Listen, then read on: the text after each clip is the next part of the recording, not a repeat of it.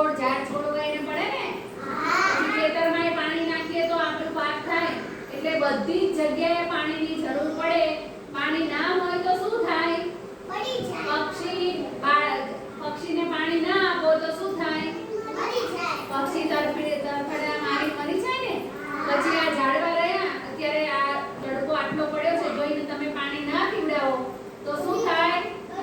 બળી જાય ખેતરમાં તમે પાણી ના આપો તો ખેતરનો પાક થાય ના થાય એટલે પાણીની બધી જગ્યાએ જરૂર પડે આપણે પાણી પીવાય જોઈએ નાવા જોઈએ કપડાં ધોવા જોઈએ રસોઈ માટે જોઈએ બધા માટે પાણીની જરૂર પડે ને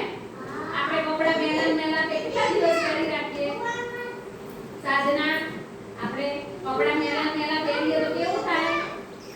ગંદા થઈએ ને પછી આપણે નાવા માટે પાણીની જરૂર પડે કપડાં ધોવા માટે પાણીની જરૂર પડે કાવ્યા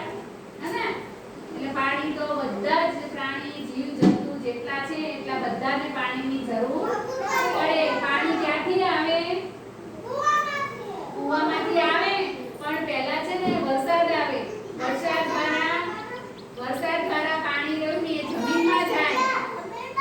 વરસાદ દ્વારા પાણી ક્યાં જાય જમીનમાં અને જમીનમાં ડંકી બોર કરીએ કૂવામાં એવી રીતે બધે પાણી આવે આપણા નળમાં પાણી આવે છે તો એક વરસાદ આવે ત્યારે પાણી આવે એમના નો પાણી આવે